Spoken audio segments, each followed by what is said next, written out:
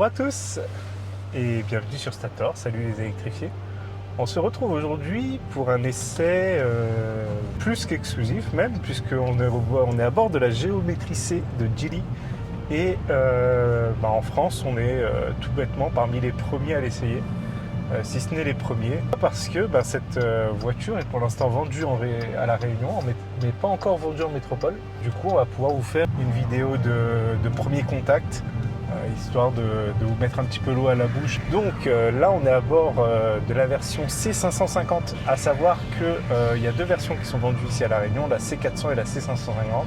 En gros, on se retrouve aujourd'hui dans un véhicule, pour moi, je sais pas ce que t'en penses toi Pierre-Guy, mais pour moi on est dans une voiture qui se veut plutôt premium. Bonjour tout le monde. Alors, je suis impressionné parce que je ne connaissais pas du tout cette marque. Et c'est vrai que là, on se retrouve avec une voiture qui se rapproche du premium, hein, vraiment. Il n'y a aucun souci là-dessus. Hein. C'est très bien fini. On est extrêmement bien assis. Le confort de roulage, il est très bon. C'est silencieux, c'est très doux. On a mais le clignotant, dès qu'on a une caméra, je trouve, qui marche très bien, une belle résolution sur ces caméras. Franchement, oui. La première impression, je valide, hein, sans problème. Ça fait une petite dizaine de minutes qu'on est à bord. On n'a rien demandé au vendeur, donc on découvre tout en même temps que vous. Et comme le disait Pierre-Guy juste à l'instant, moi ce qui m'a le plus impressionné au départ, je vais vous montrer ça tout de suite en faisant une petite manœuvre ici, c'est la caméra de recul. Donc déjà on a la caméra qui s'affiche dès que je mets les clignotants pour voir ce qui se passe un peu autour, donc ça c'est très bien. Et en plus on dispose d'une résolution sur cette caméra de recul qui est vraiment impressionnante. Moi j'ai jamais vu ça dans aucun des véhicules qu'on a essayé jusqu'à présent. On a vraiment une caméra qui est de très bonne qualité. Sur l'arrière, elle est démentielle. Ouais, le retour est très bon. Qu'est-ce que tu penses, toi? Tu as déjà manié l'écran? Il est comment l'écran là, en termes tactiles? Sincèrement, il répond très bien. J'ai pas de souci avec ça.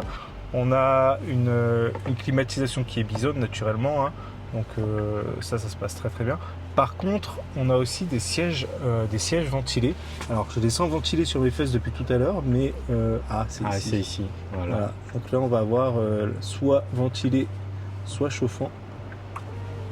On peut pas mettre les deux en même temps.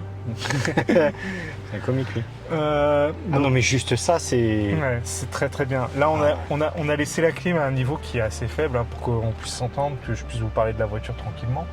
Mais malgré ça, on est au frais, il n'y a pas de souci avec ça. Ce que je vois autour de moi, comme le disait Pierre-Guy, on a des matériaux qui sont plutôt bien travaillés, hein, même si c'est du dur par endroit, c'est quand même très joli, hein, là, avec les petites alvéoles, là c'est vraiment travaillé dedans, hein, quand je passe le doigt dedans. Si je le mets sur Voilà, c'est comme ça sur toute la voiture, c'est très bien fait.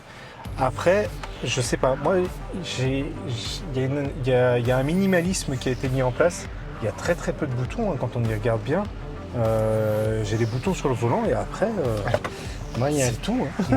Il y a un truc qui commence à me gêner, c'est cette partie-là. Tu vois, je la trouve très basse.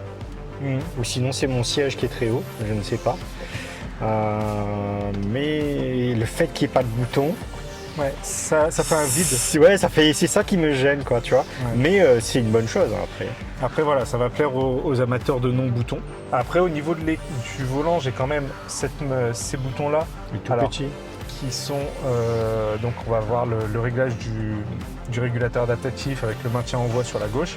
Et ici, en fait, on a déjà vu ça sur d'autres véhicules chinois d'ailleurs. On a une partie du volant qui va à la fois gérer le petit écran qui est devant moi et aussi gérer le média quand je réappuie sur un bouton. Donc en fait, avec ces boutons-là, je vais pouvoir à la fois gérer ça et ça. Donc ça, c'est très bien. Ça permet d'avoir un petit peu plus de fonctionnalité sur une seule et même partie du volant. Sur la petite distance qu'on a faite depuis la remise à zéro, on est autour de 12 kWh au 100 malgré le fait qu'on est resté à l'arrêt avec la clim. Donc ça a l'air plutôt pas mal. Donc c'est ici qu'on va pouvoir gérer marche avant, marche arrière. Et sur la gauche, du coup, on retrouve toutes les autres fonctionnalités avec un seul commodo. Donc je dois à la fois gérer mes clignotants, mes phares et mes essuie-glaces sur ce seul et unique commodo. Donc ça, je pense que c'est un coup de main à prendre.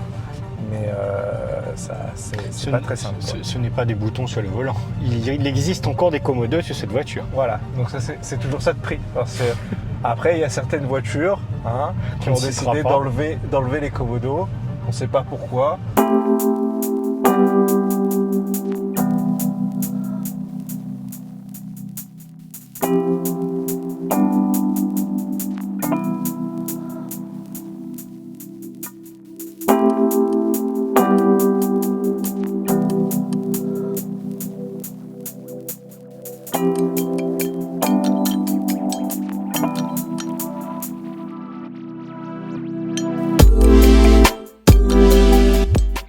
Donc dans cette version, on a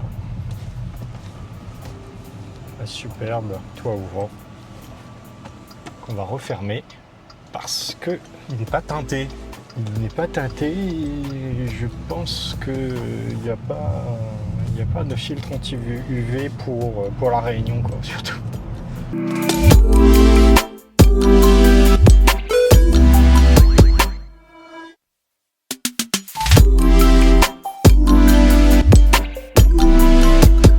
Et voilà, c'était pour notre petit tour en Geely pour cette première présentation. Un petit point quand même sur l'extérieur parce que vous voyez ce qu'il y a derrière moi? Ce n'est pas un SUV. Et ça, c'est bien. Un autre point intéressant, c'est que je viens de l'éteindre et il n'y a pas de bouton pour éteindre la voiture. Ça aussi, c'est bien. Mais tout ça, on vous en reparlera dans l'essai WLTPI de ce Geely Géométrie C. Abonnez-vous pour ne pas manquer, activez la cloche et partagez la vidéo. Et à très bientôt les électrifiés.